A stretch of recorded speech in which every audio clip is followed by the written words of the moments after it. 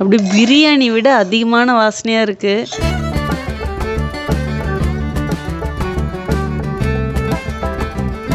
Hi friends, welcome to cook with Sangeetha. இன்றைக்கி நம்ம பார்க்க போகிறது கொத்தமல்லி சாதம். ஆமாங்க, உங்களில் ஒரு சிலர் கேட்டிருந்தீங்க, அக்கா கொத்தமல்லி சாதம் செஞ்சு காமிங்கன்னு சொல்லிட்டு உங்களுக்காக தான் இந்த கொத்தமல்லி சாதத்தை சங்கீதா ஸ்டைலில் செஞ்சு காட்ட போகிறேன். ஆமாங்க, ரொம்ப ஈஸி தான், பட் பயங்கர டேஸ்ட்டாக இருக்கும். நான் செய்கிற இதே ஸ்டைலே இந்த கொத்தமல்லி சாதம் செஞ்சு கொடுங்க, எல்லோரும் ரொம்ப விரும்பி சாப்பிடுவாங்க. அதுவும் குழந்தைங்களுக்கு ரொம்ப பிடிக்கும்னு சொல்லலாம். ரொம்ப எளிமையான முறையில் செஞ்சு காட்ட போகிறேன். நம்ம சேனலை யாரெல்லாம் இன்னும் சப்ஸ்கிரைப் பண்ணலையோ சப்ஸ்கிரைப் பண்ணுங்கள். கீழே இருக்கிற பெல் பட்டனில் மறக்காமல் ஆள் கொடுங்க, அப்போ தான் நான் போகிற வீடியோ உங்களுக்கு உடனே வரும். வாங்க இப்போ எப்படி செய்யறதுன்னு பார்க்கலாம். இப்போ கொத்தமல்லி சாதம் செய்யறதுக்கு தேவையானதெல்லாம் அரைச்சிக்கலாம். ஒரு மிக்சி ஜார் எடுத்துக்கோங்க. ஒரு கைப்பிடி கொத்தமல்லி தழை மிக்சி ஜாரில் போட்டுக்கலாம். நம்ம எவ்வளோ அரிசி எடுக்கிறோமோ அதுக்கு தகுந்த மாதிரி கொத்தமல்லி தழை போடணும். இன்னைக்கு 400 கிராம் அரிசியில் செய்ய போகிறோம். ஸோ அதுக்கு தகுந்த கொத்தமல்லி தழை நான் எடுத்திருக்கேன். மீடியம் சைஸ் ஒரு துண்டு இஞ்சி போட்டுக்கலாம். ஒரு கைப்பிடி பூண்டு உரித்து வச்சுருக்கேன், அதுவும் இதிலே போட்டுக்கலாம். 2 கட்டி போடுங்க, கரெக்டாக இருக்கும். இந்த ரெசிபி பொறுத்த வரைக்கும் பூண்டு நிறைய போடணும், அப்போ தான் டேஸ்ட் நல்லாயிருக்கும். 5 பச்சை மிளகாய் எடுத்திருக்கேன், அதுவும் இதிலே போட்டுக்கலாம். நீங்கள் உங்கள் காரத்துக்கு ஏற்ப போட்டுக்கோங்க. இப்போ இதில் கொஞ்சமாக தண்ணி விட்டுக்கலாங்க. பாருங்கள், ஒரு டேபிள் ஸ்பூன் எலுமிச்சை சாறு எடுத்து வச்சுருக்கேன், அதுவும் இதிலே ஊற்றிக்கலாம். எலுமிச்சை சாறு கண்டிப்பாக ஊற்றணும். சப்போஸ் உங்ககிட்ட இல்லைன்னா தயிர் 2 டீஸ்பூன் ஊற்றிக்கோங்க.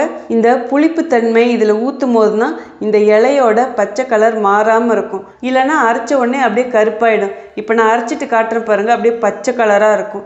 இப்போ இதை அரைச்சி எடுத்துகிட்டு வந்துடுறேங்க. பாருங்கள், இந்த மாதிரி அரைச்சி எடுத்துக்கணும். நான் சொன்னேன் இல்லைங்களா, நல்லா கலர் மாறாமல் பச்சை கலராக இருக்குன்னு, இந்த மாதிரி தான் இருக்கும். இப்போ வாங்க கொத்தமல்லி சாதம் செய்கிறது எப்படின்னு பார்க்கலாம். இப்போது கொத்தமல்லி சாதம் செய்கிறதுக்கு ஸ்டவ் ஆன் பண்ணி ஒரு குக்கர் வச்சுட்டேன். தேவையான அளவு நெய் ஊற்றிக்கலாங்க. இதுலேயே 2 பட்டை போட்டுக்கலாங்க. அடுப்பு நல்லா இப்போ கம்மியாக வச்சுக்கோங்க. 3 லவங்கம் போட்டுக்கலாங்க. 5 ஏலக்காயும் போட்டுக்கலாங்க. ஏலக்காய் நிறையா போடும்போதும் நல்லா வாசனையாக இருக்கும். இதோடையே 1 டீஸ்பூன் சோம்பும் போட்டுக்கலாங்க. பாருங்கள், மீடியம் சைஸ் ஒரு பெரிய வெங்காயம் எடுத்து கட் பண்ணி வச்சுருக்கேன், அதுவும் இதிலே போட்டுக்கலாம். இப்போது அடுப்பை நல் மீடியமாக வச்சுட்டு இது எல்லாத்தையும் ஒன்று சேர்த்து கிளறி கொடுங்க. இந்த வெங்காயம் கண்ணாடி பதத்துக்கு வரட்டுங்க. பாருங்கள், வெங்காயம் நல்லா கண்ணாடி பதத்துக்கு வதங்கிடுச்சு. இந்த அளவுக்கு வதக்கினா போதும். பாருங்கள், இப்போ அரைச்சி வச்சதையும் இதிலே ஊற்றிடலாம். இப்போ எல்லாத்தையும் ஒன்று சேர்த்து கிளறி கொடுங்க. பாருங்கள், மசாலாலாம் நல்லா வதங்கிடுச்சு. இப்போ இது கூடவே பெருசாக ஒரு தக்காளி கட் பண்ணி வச்சுருக்கேன், அதுவும் இதிலே போட்டுக்கலாம். இந்த தக்காளி லேசாக வதங்கினா போதுங்க. தக்காளி இதுக்கு ரொம்ப அதிகமாக போடக்கூடாது, கம்மியாக தான் போடணும். சின்ன தக்காளியாக இருந்தால் 2 போடுங்க. பாருங்கள், தக்காளி இந்த அளவுக்கு வதக்கினா போதும். இனிமேல் நம்ம தண்ணி ஊற்றிடலாங்க. பாருங்கள், இந்த கிளாஸில் 2 கிளாஸ் அரிசி எடுத்திருக்கேன். ஒரு கிளாஸ் அரிசிக்கு 2 கிளாஸ் தண்ணி கணக்கு. மொத்தம் நம்ம 2 கிளாஸ் அரிசிக்கு 4 கிளாஸ் தண்ணி அளந்து வச்சுருக்கேன். இப்போ இந்த தண்ணி இதிலே ஊற்றிடலாங்க. இப்போது தேவையான அளவு உப்பு போட்டுடலாங்க. இப்போ இது எல்லாத்தையும் ஒன்று சேர்த்து கிளறி கொடுங்க. அடுப்பை நல்லா ஃபுல்லாக வச்சுடுங்க. கிளறி கொடுத்துட்டு உப்பு காரம்லாம் கரெக்டாக இருக்கான்னு பார்த்துக்கோங்க. உங்களுக்கு தகுந்த மாதிரி அட்ஜஸ்ட் பண்ணிக்கோங்க. காரம் பத்தலைன்னா அப்படியே ஒரு பச்சை மிளகாயை உடச்சி போட்டுக்கோங்க. இப்போ இது நல்லா ஒரு கொதி வரட்டுங்க.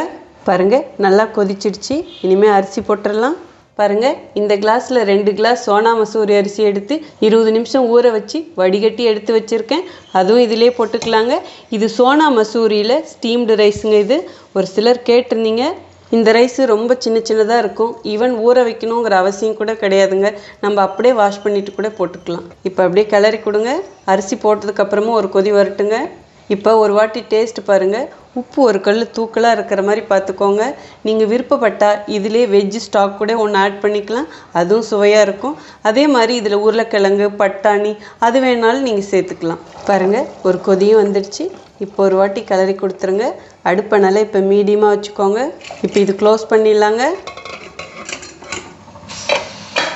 இப்போ இது 2 விசில் வரட்டுங்க. நீங்கள் எப்படி அரிசி எடுக்கிறீங்களோ அதுக்கு தகுந்த மாதிரி விசில் விட்டுக்கோங்க. இதே நீங்கள் சீரக சம்பா அரிசி பாஸ்மதி ரைஸில் செய்கிறதா இருந்தால் 1க்கு 1.5 தண்ணி வச்சுக்கோங்க. ஒரு விசில் விட்டிங்கன்னா போதும். இப்போ இது 2 விசில் வரட்டுங்க. 2 விசில் வந்துடுச்சுங்க. இப்போ ஸ்டவ் ஆஃப் பண்ணிடலாம். இது ஆவி போட்டுங்க, அதுக்கப்புறம் எடுத்து பார்க்கலாம். குக்கர் ஆவி போயிடுச்சுங்க. இப்போ ஓப்பன் பண்ணி பார்க்கலாம். குக்கர் விசில் வரும்போது வீடே கம்மன்னு இருந்ததுங்க. இப்போ அப்படியே கிளறி விட்டுறலாங்க. ஆஹா, வாசம் சும்மா தூள் கிளப்புதுங்க. அப்படி பிரியாணி விட அதிகமான வாசனையாக இருக்குது. அதுக்கு காரணம் நிறைய நம்ம பூண்டு போட்டோம். பாருங்க, சாதமும் நல்லா உதிரி உதிரியாக இருக்குது, நிறைய மசாலா இருக்குது. இப்படி தான் இருக்கணும். இந்த அளவுக்கு அப்படியே லேசாக கிளறி விட்டால் போதுங்க. அவ்வளோதாங்க, சூப்பராக கம கமன்னு நம்ம கொத்தமல்லி சாதம் ரெடி ஆயிடுச்சு. வாங்க எப்படி இருக்குன்னு டேஸ்ட் பார்த்துருவோம்.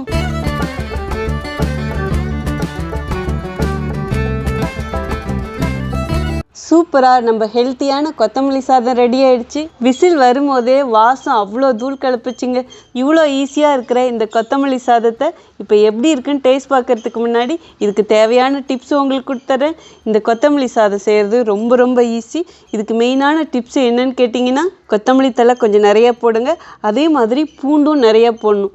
200 கிராம் அரிசிக்கு 1 கட்டி பூண்டு போடுங்க, கரெக்டாக இருக்கும். நான் இன்னைக்கு 400 கிராம் அரிசியில் செஞ்சேன், அதனால 2 கட்டி பூண்டு போட்டேன். இந்த அளவுக்கு பூண்டு போட்டால் தான் இந்த சாதம் நல்லா பிரியாணி கணக்காக இருக்கும். நீங்கள் செஞ்சு பாருங்கள். விசில் வரும்போதே பிரியாணி மாதிரி வாசம் வருதா இல்லையான்னு ப்ளீஸ் செஞ்சு பார்த்துட்டு கண்டிப்பாக சொல்லணும். நம்ம வீட்டில் இருக்கிற பொருட்களை வச்சு இன்றைக்கி உங்களுக்கு செஞ்சு காமிச்சிருக்கேன். நீங்கள் இதே கெஸ்ட்டு வரும்போது செஞ்சிங்கன்னா சீரக சம்பா அரிசி யூஸ் பண்ணி செய்யுங்க.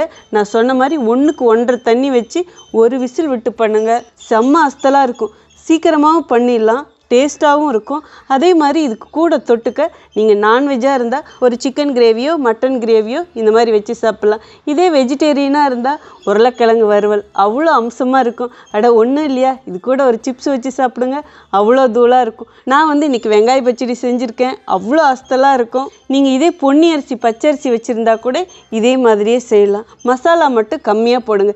பட்டை லவங்கெல்லாம் கம்மியாக இருக்கணும். நீங்கள் அதிகமாக போட்டால் காரமாகவும் இருக்கும். அப்புறம் இந்த கொத்தமல்லி தழையோட வாசனையை அடைக்கிடும். இது கொத்தமல்லி தழை போட்டு செய்கிறோம், ஸோ அதோடைய வாசனை நமக்கு தெரியணும். அதே மாதிரி தக்காளி நான் என்ன அளவு சொன்னனோ அப்படியே ஃபாலோ பண்ணி போடுங்க. இந்த அளவுக்கு நீங்கள் இதை தெரிஞ்சுக்கிட்டாலே இந்த சாதத்தை டேஸ்ட்டாகவும் இங்கே பாருங்கள் உதிரி உதிரியாகவும் சூப்பராக செஞ்சிடலாம். நான் சாதாரண நம்ம வீட்டில் வைக்கிற அரிசியில் தான் செஞ்சுருக்கேன், அவ்வளோ சூப்பராக இருக்குது. நீங்கள் நார்மலாக சாப்பாட்டுக்கு என்ன தண்ணி அளவு வைப்பீங்களோ அதே அளவே வைக்கலாம். இப்போ நான் சொன்ன குறிப்புகளோடு இதை செஞ்சு பாருங்கள், சூப்பராக வரும். இப்போ இது எப்படி இருக்குன்னு டேஸ்ட் பார்த்தலாம்.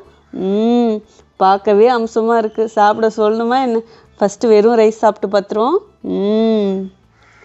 ஆஹா, செம்ம அஸ்தலாக இருக்குங்க, சான்ஸே இல்லை. ஓ மை காட், அவ்வளோ ருசியாக இருக்குது. எல்லாமே கரெக்டாக இருக்குது. நம்ம ஃபுல்லாக நெய் ஊற்றி செஞ்சுருக்கோம், அங்கேயும் இருக்குது விஷயம். நல்லா அந்த நெய் மணமும் தெரியுது. அதே மாதிரி இன்னொரு விஷயம், உங்ககிட்ட வெஜ்ஜி ஸ்டாக்கோ இல்லை சிக்கன் ஸ்டாக்கோ வச்சுருந்தா அதில் ஒரு பீஸ் போடுங்க, ரொம்ப சுவையாக இருக்கும். நிஜமாக சொல்கிறேன், சிக்கன் இல்லாமல் மட்டன் இல்லாமல் வெறும் பிரியாணி மட்டும் சாப்பிட்டா எப்படி இருக்கும் அந்த டேஸ்ட்டில் இருக்குது. நார்மலாக எல்லோரும் கொத்தமல்லி சாதம்னா சாதம் வடிச்சிட்டு இதெல்லாம் வதக்கிட்டு அப்படி செய்வாங்க. பட் நீங்கள் இந்த மாதிரி செஞ்சு பாருங்கள், குழந்தைங்கள்லேருந்து பெரியவங்க வரைக்கும் விரும்பி சாப்பிடுவாங்க. ஏன்னா இது நல்லா பிரியாணி டேஸ்ட்டு இருக்கும்.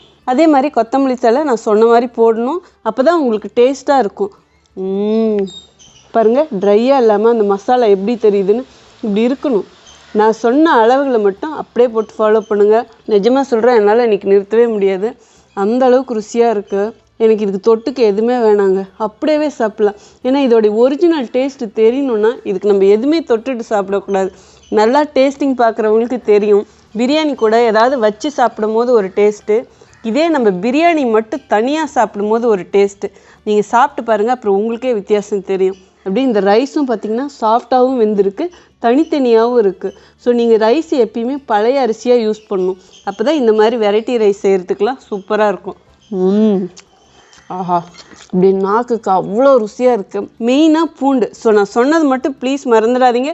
கொத்தமல்லி தழையும் அதிகமாக போடுங்க, பூண்டும் அதிகமாக போடுங்க, அப்போ தான் நல்லாயிருக்கும். இப்போ கொஞ்சமாக ரைத்தாவும் ஊற்றி சாப்பிட்டு பார்ப்போம். செம்மையாக இருங்க. இது கூட வச்சு சாப்பிட்டா இன்னும் அருமையாலாம் இருக்கும். சாப்பிட்டு பார்த்துருவோம். சான்ஸே இல்லை. அப்படியே ஒரு பிரியாணி வச்சா எப்படி இருக்குமோ அதை விட மேலாக இருக்குன்னு சொல்லலாம். போங்க, உங்களுக்கு இது கொடுக்க முடியலன்னு எனக்கு ரொம்ப வருத்தமாக இருக்குது. சாதா ஒரு கொத்தமல்லி சாதம், ஆனால் பிரியாணி கணக்காக இருக்கும்போது எவ்வளோ சுவையாக இருக்கும். கண்டிப்பாக நீங்களும் இதே மாதிரியே ட்ரை பண்ணி பார்த்துட்டு எப்படி இருக்குன்னு சொல்லிட்டு கமெண்ட் பாக்ஸில் சொல்லுங்கள். உங்களுக்கு இந்த ரெசிபி பிடிச்சதுன்னா ப்ளீஸ் மறக்காமல் ஃபஸ்ட்டு ஒரு லைக் கொடுத்துருங்க. ரொம்ப ரொம்ப பிடிச்சதுன்னா உங்கள் ஃப்ரெண்ட்ஸ் அண்ட் ஃபேமிலிக்கு ஷேர் பண்ணுங்கள். ஈவன் நீங்கள் இது செஞ்சு பாருங்கள், செஞ்சு பார்த்துட்டு உங்களுக்கு பிடிச்சிருந்தா மட்டும் ப்ளீஸ் உங்கள் ஃப்ரெண்ட்ஸ் அண்ட் ஃபேமிலிக்கு ஷேர் பண்ணுங்கள். நீங்கள் இது வரைக்கும் எனக்கு கொடுத்துட்ருக்க ஆதரவுக்கு ரொம்ப ரொம்ப நன்றி. உங்களுக்கு என்ன ரெசிபி வேணுமோ ப்ளீஸ் அதுவும் கமெண்ட் பாக்ஸில் சொல்லுங்கள். இதே மாதிரி அடுத்த ஒரு ஸ்பெஷல் வீடியோவில் உங்களை சந்திக்கிறேன். Until then, see you. Bye bye. Love you all.